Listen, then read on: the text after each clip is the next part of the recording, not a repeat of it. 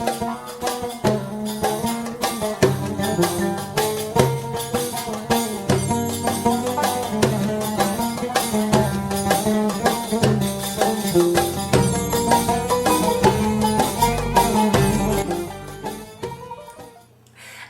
wa sahlan. My name is Nadira, and welcome to Taktaba, the video podcast on dance composition for belly dancers. In episode 1, we'll be dealing with the related themes of repetition and alternation. Repetition is simply the number of times you repeat any given movement or phrase. Alternation is the patterns that you use to mix those phrases or movements. Most of the music that we use can be broken into groups of 16. That can be done as 4 counts of 4 or 2 counts of 8. And that can be either 16 counts or 16 bars. This is true both for the verse, chorus, taksim structure of most Turkish and Armenian music, as well as the rhythm 1, rhythm 2, rhythm 3, rhythm 4 structure of Arabic music. Before we get started, a quick note on safety.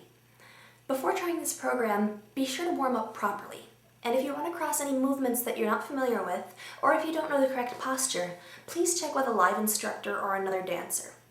It's very important that you do these correctly to avoid injury. And while I wouldn't want you to get hurt, I can't be responsible if you do, so please be careful. In this episode, we'll be working with movements and phrases.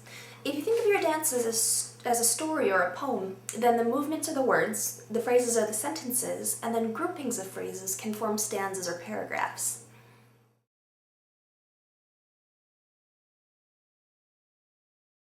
The first theme that we're going to deal with is repetition. And that's simply the number of times that you choose to repeat a given movement or phrase. And we often associate repetition with beginner dancers because it's the easiest pattern to use. However, repetition can be very effective if used appropriately. Repetition gives your audience a chance to rest and the breathing room that they need to appreciate you and your presence on the stage, as well as all the other things that you're doing.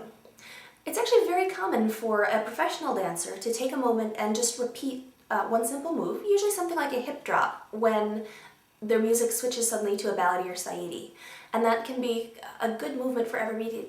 It can be a good time for everybody to reconnect with the music and with the dancer, a good chance for her to make eye contact with the audience and just take a minute to sparkle.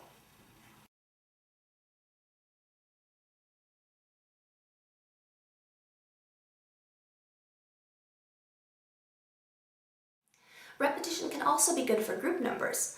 When you have a whole bunch of people doing something, the audience has 2 choices. They can focus on what they're doing and the complexity of it, or they can take the time to appreciate the fact that everybody's doing it in unison.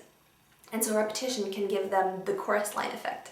Repetition can also be very helpful when you're using another element, like changes in direction, changes in level, different arm movements, etc. If you are doing lots of complicated things, then your audience won't be able to absorb them all. But if you're repeating one simple movement while layering it on top of these other elements, then they'll have the opportunity to appreciate those other elements.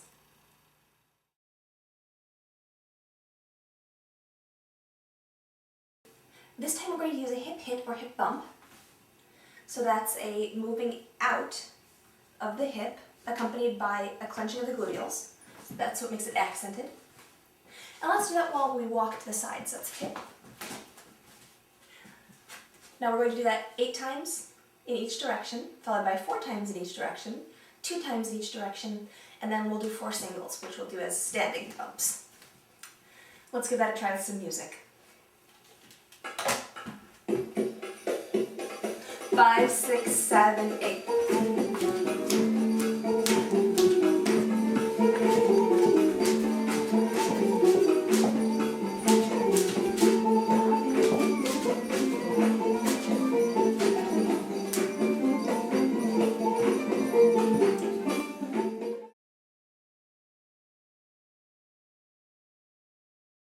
Now let's try that with another movement. So the movement that we're going to use with this exercise is a hip roll. That's half of a vertical figure 8. So it's an up, in, down, and we step along with it. On the other side.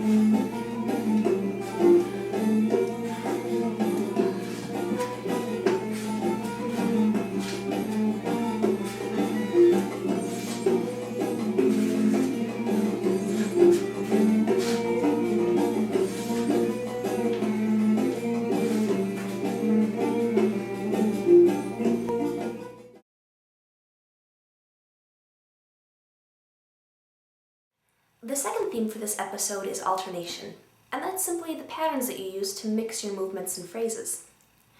Now, different patterns can have different psychological effects on your audience. Some patterns make them feel smart, some make them feel a little bit anxious and then bring them back to safety again.